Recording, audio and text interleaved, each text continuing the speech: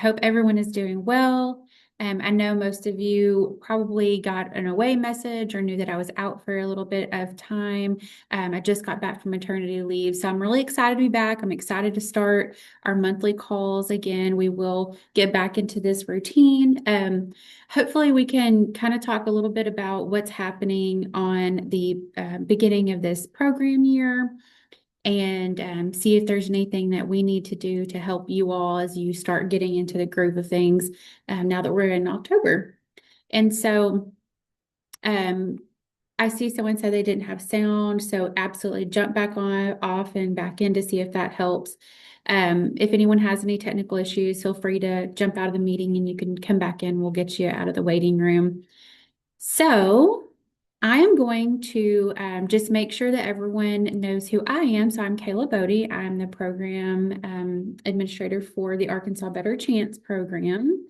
And I have several of our ABC staff on the call as well. So I'm going to put my contact information in the chat box, and my team is going to go ahead and put their contact information in the chat box as well. And that way, if you want to save that information, you can have it in your mailbox as a contact, and you can reach out to any of us with any questions that you have. So the first thing that we are going to do is look over our agenda for today. We have a few things to go over, but I'm really excited that first up, we are going to have Miss Danita Pitts here with the Office of Early Childhood. She is administrator over the Special Education Birth to Five program. She is going to share a little bit of information with you all regarding special education and how it pertains to early childhood. We are also going to talk about some required information in COPA, go over some modified schedules, dismissals, information policies for children. And then we're going to talk about some important deadlines that are coming up and professional development resources.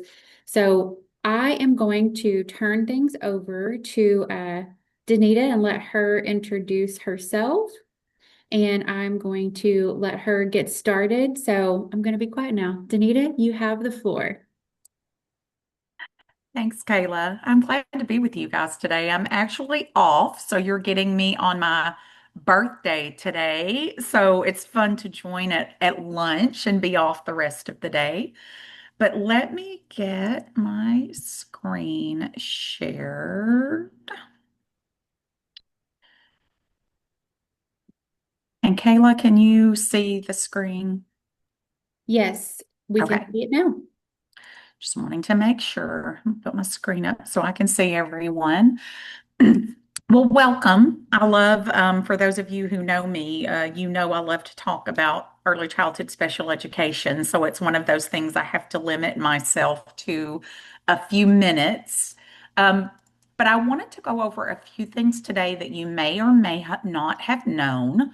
But hopefully by the time we're finished, you'll get, a basic understanding of how services are intended to be collaborative supports with you guys, not a magic fix. Understand the purpose of services under the IDEA specifically. Ensure that we're working together to achieve a common goal and not working against one another in different directions. And then exploring DEC recommended practices. I can give you a checklist for that, but I don't think we'll quite get to that today.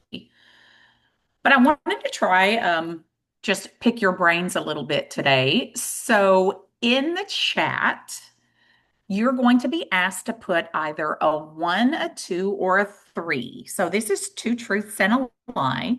So option number one, services under the IDEA can only be provided by school districts, First Connections, or someone contracted by these two. Second option, social emotional skills are usually the first skills special educators are asked to work on. Or three, special education is a special curriculum that will correct the issues a child is having. So, which one of those, one, two, or three, is the lie?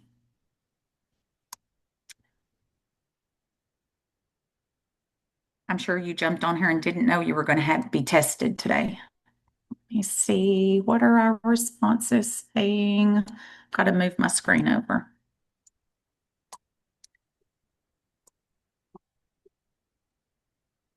I see lots of threes. I see lots of threes, and three is correct.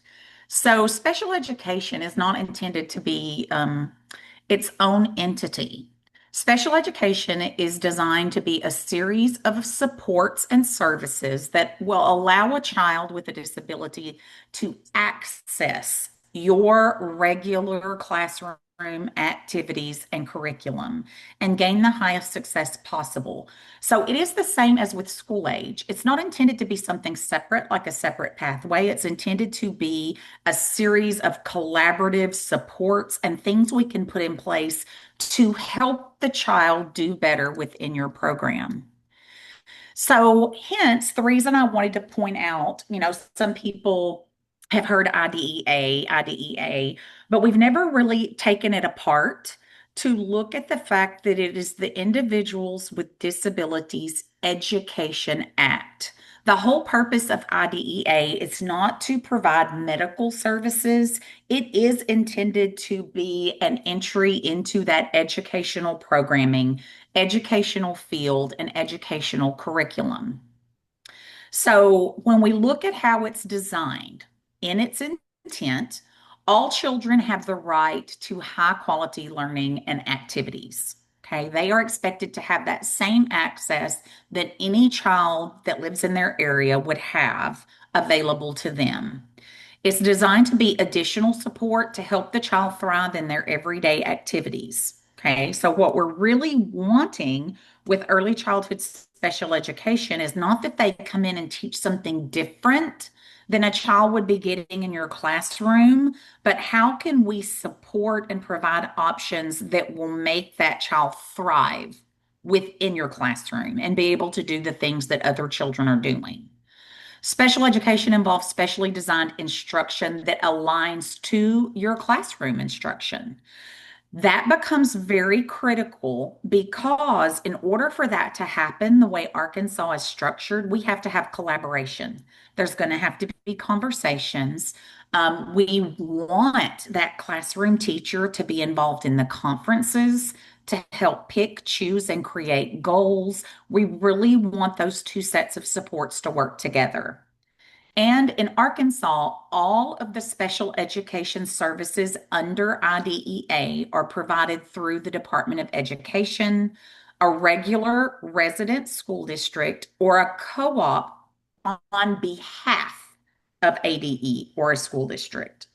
So, for example, the money for special education for, I'm just going to use BB. I hope BB's on here. BB as an example. The money goes to BB school district, and then BB decides if they want to provide their own special education services or if they want to contract with the co-op to do it for them. So that is their decision. So in Arkansas, we have some school districts who provide their own, and then we have some school districts who work with the co-op. So you kind of have to know your area. The thing that confuses most people about this is this word resident, because regardless of where your program is located, it is where the child lives that determines who provides those services for them. So if a child lives in Cabot but goes to preschool in BB, Cabot School District is the district that is responsible for that child. So that sometimes causes some confusion. So if you're considering referrals on a child, always take into consideration what their home address is. What resident school district boundaries are they located in? So in Arkansas, the only people who can provide IDEA services for infants and toddlers birth to 3 is First Connections, which is now housed with us there in my unit at the Department of Ed. Historically, they have been at DHS, so they were transferred over with Learns, like a large portion of the DCC ECE staff did. And then early childhood special education from 3 to 5 can only be provided by the school district where the child lives or a co-op that contracts with them. So What we have often is some confusion around private therapy providers. Private therapy providers provide private medical services, but they are not aligned with IDEA. Those two are not the same. So if you're contracting with a provider who is a private contractor, keep in mind that that does not ensure the child's right to FAPE. It does not ensure timelines. It does not ensure kindergarten transition. All of those pieces are aligned with the Individuals with Disabilities Education Act. So that's just something important for you to keep in mind because what you're going to see if you've ever taken a dive into Uh-huh. Yeah. federal expectations is that IDEA partners with all of our federal partners under the Department of Ed. So, what you're going to see, and I'm going to flip through a few because you might have seen this statement in the minimum licensing requirements that all child care facilities are required by IDEA to refer a child with any suspected delays or disabilities to the appropriate lead agency. So if you're looking at making that IDEA referral, it would have to go to birth to three First Connections or 3 to 5 Arkansas Department of Ed or districts and co-ops. Now, that is not unique just to our minimum licensing requirement. Federal Head Start requirements also have very specific sections that talks about a child with a disability and also ensures that the child is given supportive services such as services provided under 619 or Part C of the IDEA. Um, we are a federal partner with Head Start, and our collaborative teams actually meet quarterly with the Head Start national representatives to plan how the two align, how they work together. Same thing with ABC.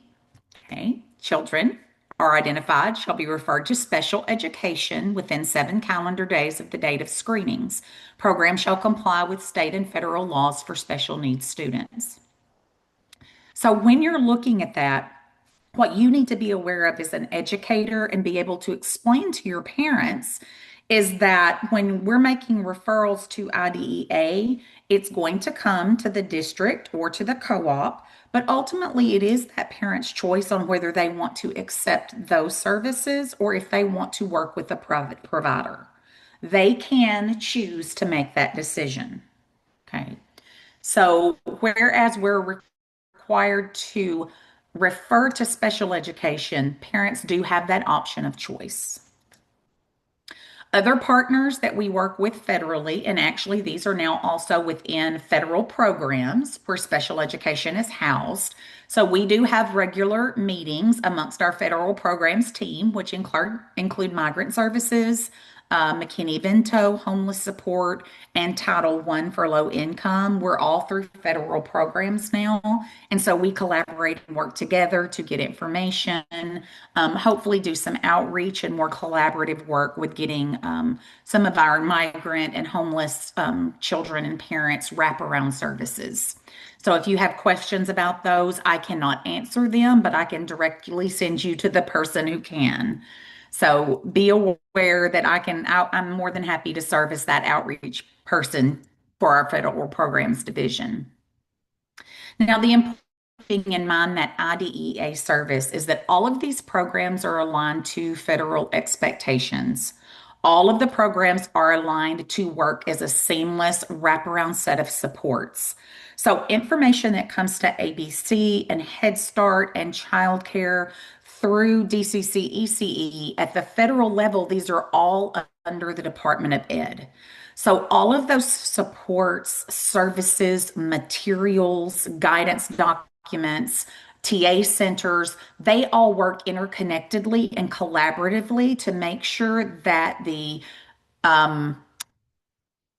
age expectations and the material supports, all of those evidence-based practices, they make sure that those are aligned together. so that they work together. And the great thing about that is that we don't have to figure out always how that works. If it's coming out at the federal level, it is intended to work together as a unit. So all of these programs are developed to promote high quality educational outcomes for children. All of the programs are ensured that the child has all of their rights and their right to a complaint process, dispute resolution, and that process of being able to voice your disagreement with special education services. All of that is housed under the IDEA. So we do have an office in special education who handles parents' disputes or concerns. We have a mediation project that works with parents if there are concerns or disputes to help solve that, alleviate that, and hopefully bring their services and their needs and wants into alignment. And now, for the first time in the history of our state, all of the programs for special education are in the Department of Ed. They are all housed under special education. So, for the first time ever, our birth through graduation programs are all in the Office of Special Education working together. So, hopefully, what that's going to create moving forward is a complete, easy vertical alignment. So when children reach age 3, they can automatically and seamlessly go to 3 to 5 and then automatically seamlessly transition to kindergarten if they're still in need of services with no gaps or lapses. What we often see is that a child who hasn't been identified early and they're not already in our system, school may not know about them until the first day of school. So then, when that child starts kindergarten, they find out that child has a need. There is about a 90-day process for getting that child evaluated, getting their evaluation reports done, and getting them placed. So, as much as possible, we want to make sure that we are identifying children in that need early so that they can start school the very first day with the supports and services they're needing without there having to be a wait time. Okay. So IDEA services, okay, for looking at what the purpose is. The services and goals that we are providing should be aligning with your educational access and goals. We want you to know that you are a valuable, important, and active partner in that process. So if you have special educators who are creating goals for you without you giving input, that's something we need to work on because the goal is for you to work together, for you to be able to give input on these are the needs that will help this child function in my room to the highest level. And we want you to be able to give input on that, to tell us what is the most important, what are the critical needs that need to be worked on first. Services work should align to all other federal and ADE programs and services. So as you guys are looking at high quality instructional materials, and those are being aligned to the Arkansas Early Learning Standards, our outcomes and our goals should also be aligned to those Arkansas Early Learning Standards so that we are all working in a continuous supportive process. And I'll show you a slide that shows that in just a few minutes, and not doing completely separate things, because if we're all going in different directions, we're never hitting the target. So making sure that you are aware of that and that you have the right to collaborate and give input. We want to make sure that timeline expectations are very explicit and clear. So once a child is referred and we have consent from the parent, that is usually our biggest holdup is getting consent. There is 60 days to complete the evaluations and then 30 more days to complete all reports and hold that conference to start getting that child services. And I know some of you don't like that wait time, but it is very intentional in IDEA to give that amount of time to make sure you're really considering, is a special education plan placement what this child really needs. But it's not lack of exposure. It's not just the child's learning a new language, that English is a second language and it's taking a while to access that. But is there truly a disability on the part of this child that special education can assist with? So that timeline is actually intentional to make sure we've considered all of those components. We've looked at the child over a span of time, and we truly do feel like special education services are warranted. And then making sure that we are getting those transitions held early. We're getting all of that kindergarten component taken care of so that there's not that gap when school starts. So if you want to think about it, our job with special education is to bridge the gap. Okay. You guys are providing a preschool special education. Some children are a little behind that, and they are just needing an extra boost to get to that starting line at kindergarten at the same time that everyone else is. So it's an extra series of supports. Sometimes it's as simple as some assistive technology that a child might need to be able to access that education. But it's trying to bridge the gap between where the child is currently performing and then where they are supposed to be performing to be ready for kindergarten. So if you think about your Arkansas Early Learning Standards, and you go back and you look at those arrows that indicate where a child starts at birth, and then it shows how it progresses as the child gets older, and then it shows where those 4 and 5-year-old skills are.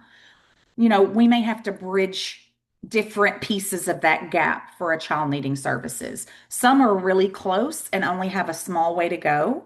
Some of our children are really delayed, and so there's going to be a longer series of steps to get them to that age level expectation.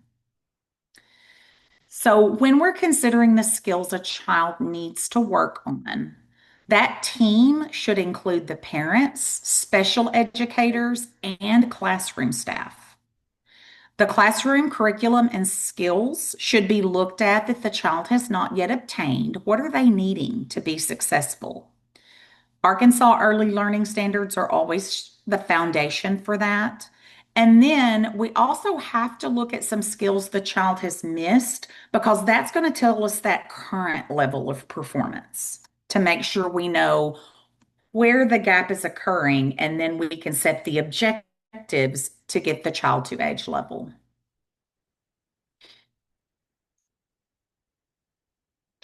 So this has been the way early childhood special education, I'll be honest, back in the day, because I've been around for more than just 1 or 2 decades in early childhood special education. A long time ago, what we saw happening was that special education was working on the skills the child had missed. The classroom, so this might be below age expectation. The childs are doing really well on those skills. The classroom staff is working on a set of skills. The parent might be working on some things they think are helping. Maybe the speech language pathologist is working on something different that it has to do with the sounds, but not necessarily with your classroom curriculum. And so if you'll notice all of our arrows, we're going in different directions. I want you to think about a child who is struggling to learn your classroom skills, and now we're all trying to teach them 4 different skills. So, your most struggling learners have often been your children who have been trying to learn the most content because we've all been teaching something different. Now, if you have arrows going in all directions, chance of you hitting your learning target is not very good. So the goal with the collaboration piece is to make it look more like this. Okay. We want our classroom staff teaching their standards. They're using their high quality instructional materials, and they are getting those kindergarten readiness skills taught.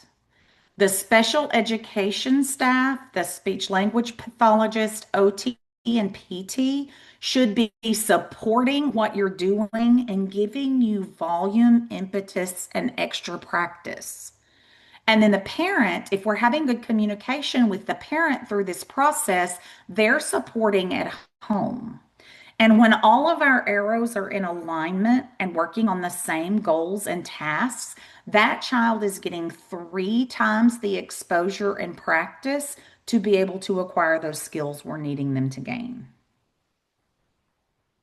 And I'm going to stop there.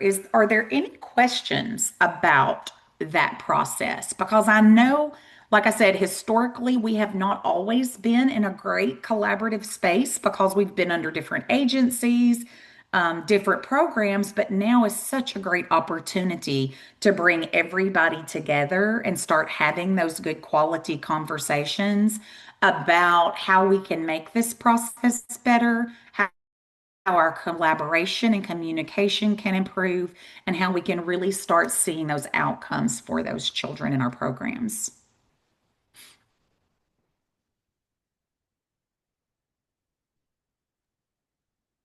I don't see any questions yet. If you have any questions, feel free to put them in the chat box. Okay. Okay. I'm going to stop here. And before we go, and I'm looking at my time, so Kayla, I'm over. Do you need me to stop? I was going to show them one more resource before I finished. No, you're fine. Go right ahead. Let me pull this one up. So someone was nice enough to throw our link in the chat. So with our Birth to Two program, we have the referral portal and All About First Connections. 3 to 5 takes us directly to the special education website for 3 to 5. But I wanted to show you a resource that we have been working on, and we have worked on it in collaboration with class, with ABC, with some of our projects, because we often get asked, what is going to make the biggest impact for children with disabilities or behavior concerns? So we are working on a website, and I'm hoping you can see the landing page here. But if you go back to our page, it's down here under these little bulleted components, buttons, Basic Access Project. And what has happened nationally is that they have looked at some of the key practices that classroom educators can have in place inside their classroom that support children with disabilities. Some of these seem very simple to you, and you're going to notice some themes here that we have things like visuals, visual schedules, visual routines, activities, transitions, engagement, interaction skills, teaching emotion. Some of these things are things that you have to have heard with class over the last year because they almost align directly. So these are what we've been working on in our basic project. And I see Miss Tanya on here. You just happen to be on my screen. Tanya's program has worked with us for a few years. But when we look at these, what are called key practices, key evidence-based practices, those are things that while they're good for all children in your program, it's good for your whole class to have good transitions and great schedules. But for a child with a disability, it may not be great, it may be critical. So things like a visual schedule that's used on a regular basis, I mean, it could make or break a child's ability to regulate themselves for the rest of the day to be able to handle your instruction. Giving them that single support can take stress, especially like for a child on the autism spectrum. It can take that stress level down and allow them to maintain and regulate better. So, if you are looking for ideas for things that you can do in a regular classroom that help support children, we have built out learning modules for all of those key practices. And we have added a few at the bottom that do align with class. So, you have a module on quality of feedback, language modeling, and concept development. Because what we noticed when we first started out was that tended to be our lowest scores, average scores across the state. So we wanted to be able to offer some additional support.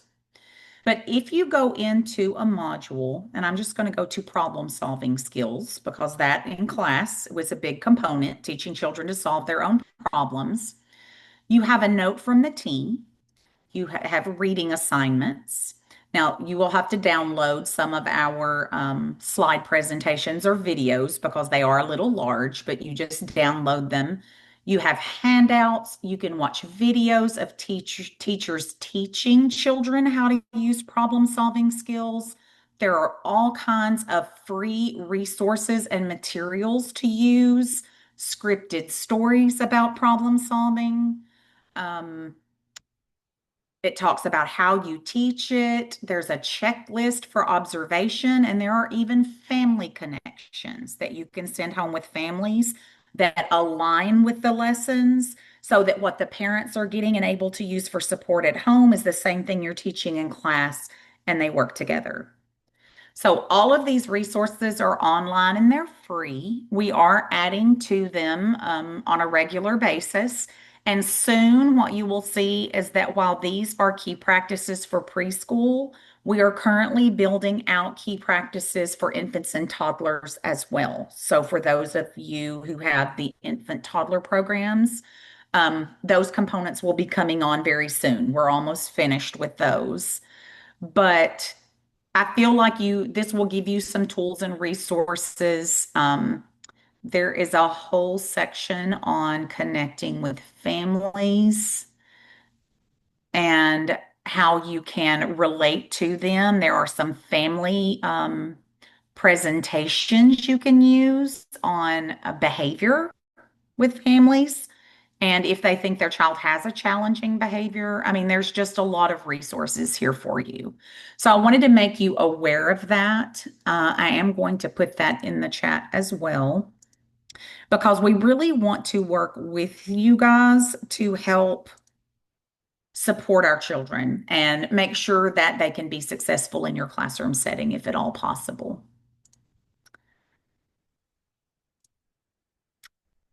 So let me pull this back up and I will end with finding out if you have any questions about anything you have heard or would like more information about. I do see one question, Danita. Someone asked, so when we send a referral to First Connections, will we receive an email notification that you have received that referral? It usually pops up when you enter it that it has gone into our portal. If you are working with, like if you enter it, you get one immediately. You may not get a follow-up immediately, but if you contact us, like if you have one that you're concerned about, contact my office and we can check on that for you. We can pull the system up and see where the child is in the process. And for some of our, I don't know if you are familiar, we do have a new Part C coordinator in the state. She has been with us about a month now. So, Amber Graham, who used to be the early childhood SPED coordinator at Wilbur Mills, has taken over with our Birth to Three program. So she's really helping and working with us to bridge that gap and bring First Connections fully under ADE and align some of those processes. So you're more than welcome to reach out to me or to Amber Graham at the Department of Ed, and we will be glad to help you anywhere in the process that you are. Clarifying, explaining, we can get you information about the program, handouts, whatever it is you're needing, we're glad to help.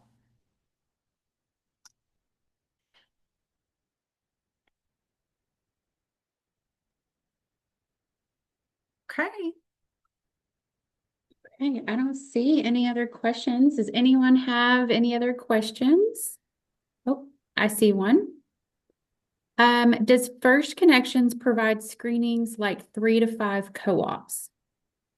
They do not go in and do mass screenings. Now, some of our providers will do that. First Connections works with contracted providers to provide services. So if you are interested in doing those screenings, if you will send us an email, we can reach out to the providers in that area and see if any of them are willing to do that and put you in contact.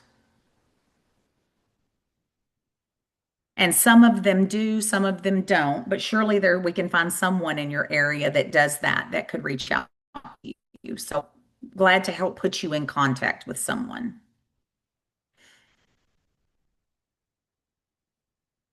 Okay. Thank you so much, Kayla? Danita.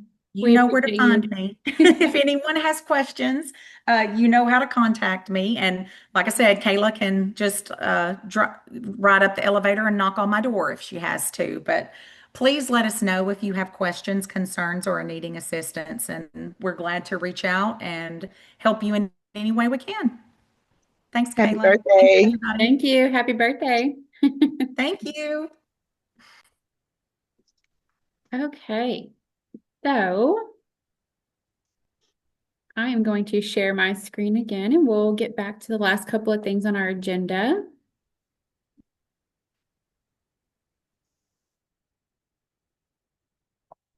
Okay.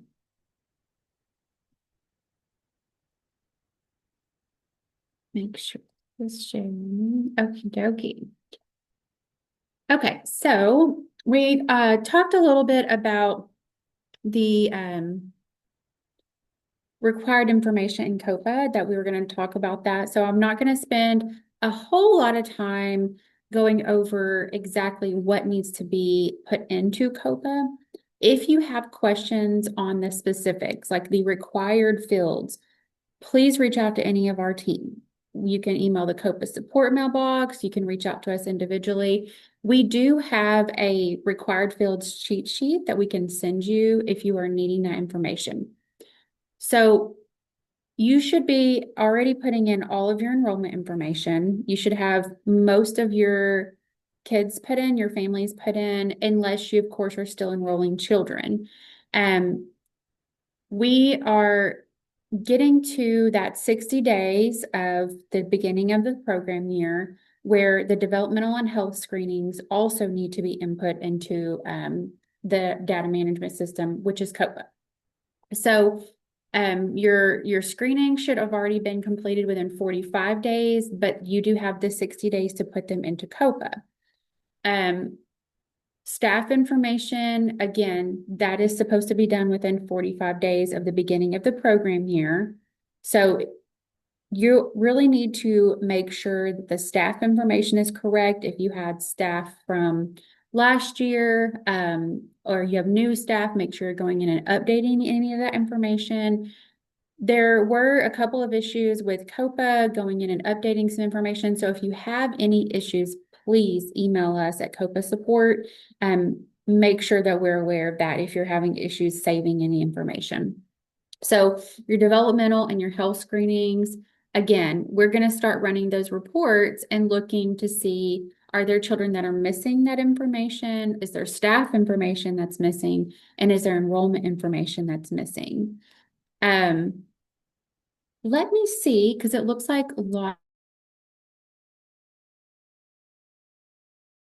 You're muted. We can't hear you. You're muted, Kayla. Let me see if I can add that required document to the call. Let me see if I can do that for you all really quickly. Because it looks like several of you are interested in that. And I'm glad, because I will tell you that when I was a provider and I first started and I was entering my children into COPA, I did not realize that the red asterisk parts of COPA are not required for ABC. Those are Head Start requirements. And so I was entering a lot of data that I didn't need to enter. So I hope that this is helpful for you. Let me see if I can put a link, if it'll let me do that.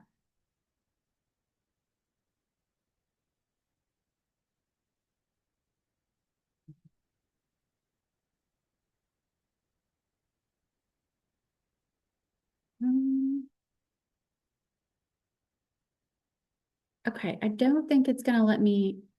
It won't let you drop it in the chat, Kayla. It's not letting me. let me see if there's anything I can do here. Bridgetta, do you see any way on your end that'll let you add anything? The only thing I can see is us trying to drop it in the chat. Yeah. But Okay, I'm gonna try this, and if it doesn't work, then we will just make sure and we will email it to you. I just want to make sure that we can send it out by email, but I just want to make sure that everyone gets it just in case you're not able to. So let's see. Yeah, it's not going to let me share the specific document. So what I will do is I will make sure and get everyone's email from the chat box after we're done, and I'll send this out to you. If you got the email as well about this call, I'll send it out to you. And then we'll also make sure that it's posted under our document section on our website. So we have, I'll just put this so that you can bookmark it. But we do have a section of our website that has documents for ABC, and so we'll make sure that it gets added there as well, so you'll have that. So we will get that out to you because I think it'll be really helpful. Most of the information is going to be just your really basic information, but it is very helpful, especially if you're a new coordinator or you're new at entering data into COPA. So, okay. We will make sure we get that sent to everyone. Okay, so any questions about what screening, staff information, just put it in the chat box. And again, if you get my emails, like the email about this training, I will send it out to you. So if for any reason you don't get those emails, just put your your email in the chat box. So our staff here are going to start, like I said, pulling those reports. We're going to be looking for staff information. We are going to be looking to see what may be missing. And so we may be reaching out to you. We may be reaching out and saying, hey, we noticed that you don't have any of your developmental screenings in for this classroom or whatever it may be that we see. So we're going to be starting to look at the monitoring and what information needs to be entered. Someone said, how do we enter developmental and health screenings that you're new to this? So we do have some training videos on our website about entering developmental and health screenings. The cheat sheet that I'm going to send you does have the required fields that you'll need to submit for each one of those. If you have watched those training videos and you are still needing support, please reach out. Send an email. You can send me an email or any of our team up at the beginning, and we can get with you to make sure that you know how to enter that information. Kayla, I think during the summer, we went over the child group process for the second day on June 10th. It's only in the video. It's not in the PDF. So if you go to our website and go under Arkansas Better Chance and our training videos and resources, and then the recording meetings, it's under the ABC Finance COPA Tips and Training. Just put a link in the chat box. Okay. And then I'm just going to make sure I put this in here directly.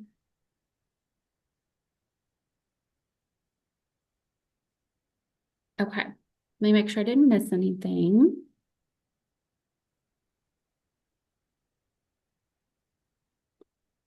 Will parents as teachers? So Michelle, yes, this information is going to be the same whether you're a PAT provider, HIPPY, or center-based. Some of the things will be a little bit different. We'll send you that information, but most of your family information, your child information will be the same. There's going to just be a few things that'll be different. So you're obviously not going to be doing like a classroom, like an ASQ or anything like that, probably. And it's going to be dependent on what your program uses as well. So But yes, we'll make sure and email that out to everyone. And I do just want to note while we're kind of talking about information that you should have. So Danita talked a lot about special education, and I know she touched on this a little bit, but we want to make sure that ABC teachers have access to that IEP, that IFSP, and are a part of those meetings. And so a lot of times what can happen is maybe you have someone at your program who puts in all of the information for COPA and puts in the information for developmental screenings. Maybe you have someone that handles all of that, or maybe it is your classroom teachers that are doing that. But sometimes it's easy to kind of put that information in the system or put it in a file. And we really want to make sure that the teachers are involved in that entire process, make sure they have a copy of that information. And so we'll kind of move on, but I'm just going to, is there a required curriculum? What are the choices? So the curriculum list is on our website. There is, I will put a link to it. There is an interim list currently. This is going to be the most current list that we have as of right now. I do not see that there has been any updates. So let me just send you this link. Right. I talked to, um, oh, I'm drawing a blank on her name. Who's the curriculum specialist? Alicia? Alicia, thank you, Alicia Atwood, recently, and they're still working on finalizing the list for next year. They are recommending that you do not purchase a new curriculum at this time. Yeah, and if you want to, again, I'm going to post this link. You can look at this. I think it was updated last, possibly in January. It may have been a little bit sooner, but I just put the link in there. You can go and see the list of right now what the interim, the comprehensive list is going to be. Now, if there are other curriculums that, if you know a curriculum that's wanting to be placed on the list, there is a process for them to go through to be reviewed. So the process, the grading rubric, all of that is, if you go to the content and development section of OEC, I just put that in the chat box.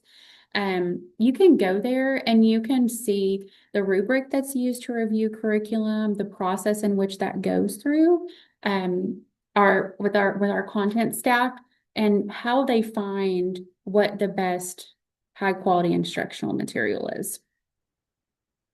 Let me just go and make sure why you should not purchase one for next year.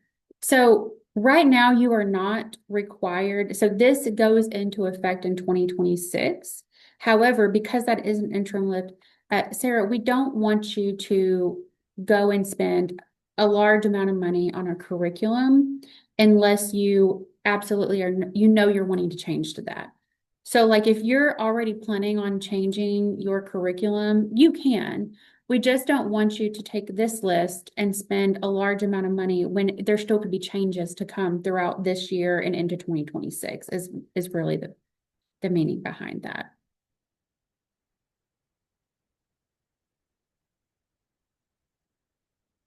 Let's see. Yes, and Michelle posted that YouTube link so you can watch. It says finance, but there are some tips and tricks, and that is where Michelle also shows you how to run. It's a really simple report that you can look at. What is it actually called, Michelle? It's the health portal.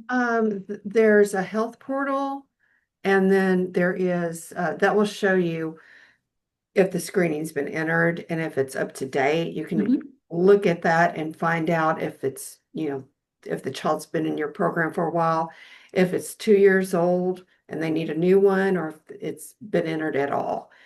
The health screening, let me see, what is this? And you can favorite these things to your COPA dashboard so that when you go in, you're not having to go through all of the reports. Right. And I think I also showed how to do that. Yes. And In the group processing that she's talking about on that training video, you can go in and enter, let's say you have the Lions Club that come in and they do your vision screenings, and you've got 30 children over here in this stack and they all passed. And you can go in and you can group process those 30 children. You can select their checkbox and you can put pass, the date, who did the screening, fill out the information, and you can group process a large group at a time instead of individually going into those 30 children and putting the same information in for each one of them. Of course, if they failed and there's like a referral, you'll have to do those individually, but that will speed up the time that it takes you to enter this information.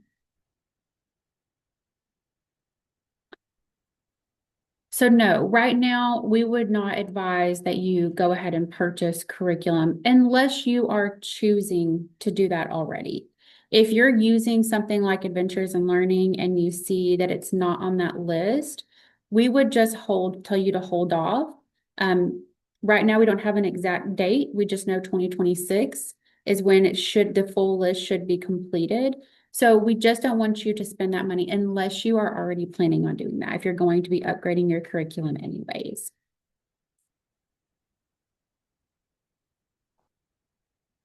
And let's see. So Tammy, I saw your question, and this is a great question.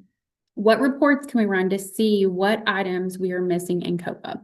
So I'm gonna start to move on so that we can get through the rest of the couple of things, and we'll make sure we get some of these questions. But Tammy, I'm gonna have Michelle put in the chat box the number for those reports in COPA that we run to look to see what's missing. Okay. I'm gonna start to move on, and that way we can get through the rest of these. Now I do just want to remind you, we'll make sure everything, the slides for today, and we'll make sure that everyone gets that cheat sheet for your COPA data entry. So another thing that we want to talk about with programs is dismissal and modified schedules within ABC programs. So we have seen an uptick in modified schedules and dismissals of programs. So we want to remind you that ABC does not permit the dismissal or modified schedules of children. However, if you have something happening in your program with a child, whether it's for behavior reasons, maybe there is a modified schedule due to an IEP, an IFSP, there's a medical reason. There are a lot of reasons why there may be a modified schedule, right? But most of the time it is due to behavior. So we ask that if you have something happening in your program, whether it's a behavior issue, whether it is something happening with the family, please reach out and let us know what is going on so that we can work with you. If you're working with behavior help, if you're not, we can help you get referred to behavior help. We have Project Play, we have Arkansas State University. We have lots of resources to help you. There are also times where there are specific things happening, and you may have policies and procedures, maybe if you're at a school district, on how to handle those situations. You may have mental health consultants on staff, and we may have a situation with a smaller program that doesn't have those things, right? That's not a school district, but we can help you get referrals for whether it be just getting that child rescreened, it may be a private provider, it may be a mental health coordinator. We can help you with referrals. We can help you with Project Play. There's just lots of things that we can do. We have lots of tools for that. But we don't want to see children that are only being permitted to come into the classroom for 2 hours a day, and then they're having to be sent home every day, right? So ABC should be a 7-hour day. There was some change in the amount of days, but it should be a 7-hour day. And we want those children to have the opportunity to learn. So it's really important that you reach out to us. Let us know what is happening. if you reach out to me, I've spoken to probably a lot of you. I've spoken to probably several directors and teachers, and we understand your concerns. And so we really are just asking that you reach out to us. Let us know what's going on, because we may have a solution that you aren't aware of. And it may be something where it's a medical situation, or maybe the child has a reason, has something in their IEP, IFSP, and it's a reason for that modified schedule, but at least we know what's happening, right? Or maybe it's something where we have a plan in place for a modified schedule. So we want to work with you, but just please let us know what is happening. Okay, I'm going to look at some questions. So what do we do when parents do not give paperwork that we need for COPA, like shot records, physicals, et cetera? Is there a dismissal policy? So you should have in your handbook the requirements of the ABC program. But yes, those are all enrollment records, right? So shot records, the physical, birth certificate, all of those are enrollment records. So if the parents are refusing to provide enrollment documentation, then yes, they should not be enrolled in the program. Let me go down. And then let me go on. I want to just talk about some upcoming important deadlines. So just a reminder, billing is due, and this is for any of our new coordinators or just anyone that needs a reminder, billing is due by the 5th of each month. So the sooner that we get billing in, the sooner we can process, the sooner we get your payment out. And then also your work sampling finalization is due this Friday, October 24th. And we just today, I got some great resources from Miss Angela Franks, who I think is on the call today. That she just sent me some great resources with work sampling and some crosswalk information. And I think we'll probably talk a little bit about that some more next on our next provider call and what that looks like. But I just want to remind you that work sampling is due. If you have any questions about work sampling, I'll have Angela put her team's contact information and her contact information in the chat. Please reach out because they are there to help you. You should have a coach, whether it's for ounce or work sampling. Many of you may be new to the ounce process this year if you've started serving younger threes or infants and toddlers with the change in ABC requirements. So if you need support, please reach out to them. They're there to help you. And so the other thing that we want to remind you is about staff qualification plans. So if you are planning to hire a teacher or another staff member, and you know that they're going to need a staff qualification plan because they don't meet the qualifications currently, those are due within 15 days of the day of hire. So just keep that in mind. Sometimes we do get a SQP and maybe that staff has already been there for 2 months. So we want to make sure that you understand that that needs to be a quick process. We need to make sure that that person can work before you keep them there for a long period of time. And you'll send any of your SQP requirements or your requests will go to our COPA support mailbox. And I'll put that in the chat before we're done, just so that you have it. Yes, you can call me after the Zoom. If you have any questions, call me, email me. If I do not get back with you right away, I promise I will.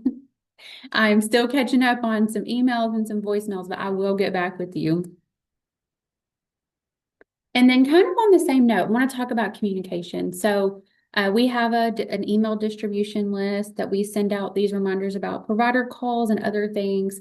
So if you are not getting those emails, you can just shoot me an email and say, can I be added to your list? And I will make sure that you are added to our distribution list.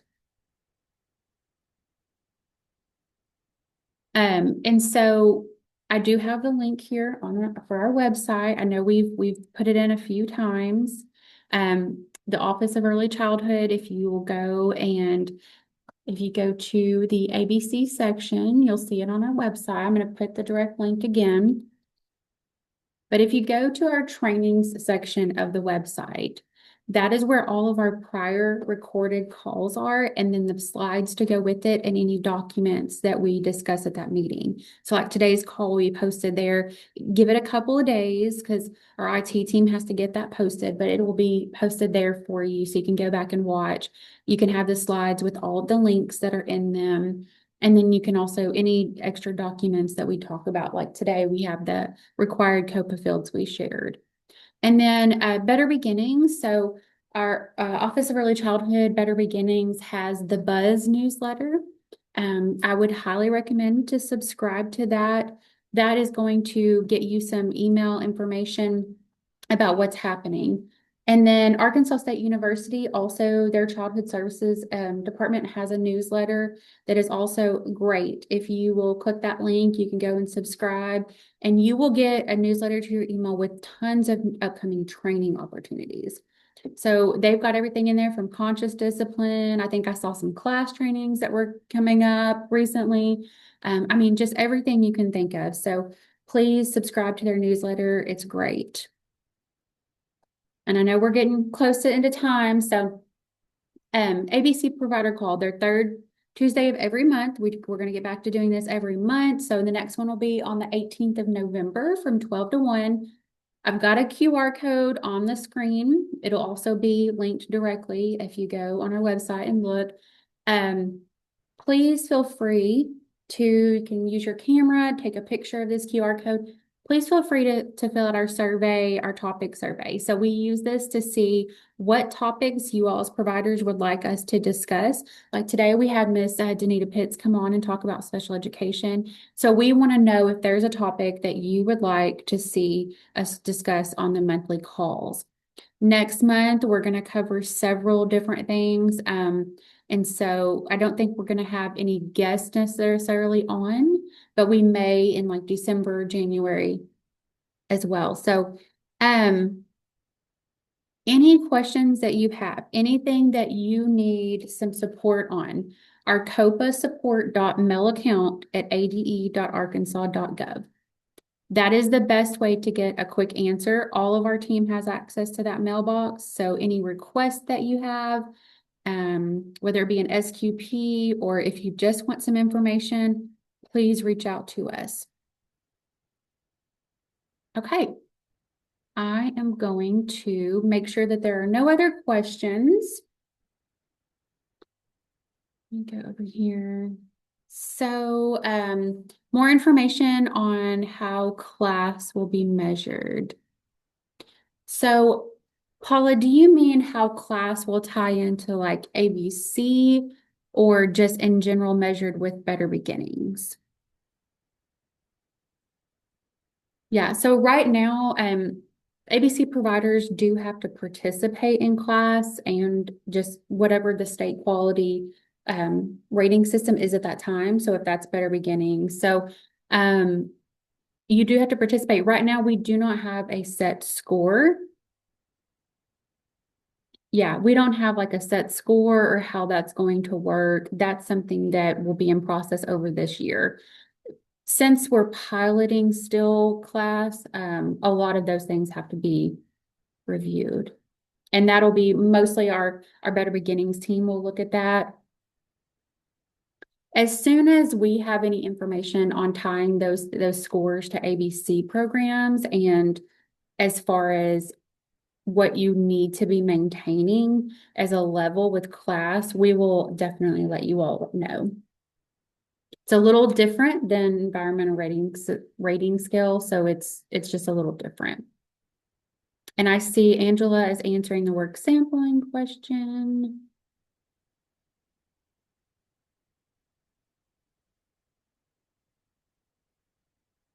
Okay. And I think we had Alicia Atwood come on before and talk about class when it was first starting. And so we will definitely probably have her come back and just give some updates too, but we'll keep you all updated. So just get signed up for those class trainings in your area, get familiar with class, start to learn as much as you can about it.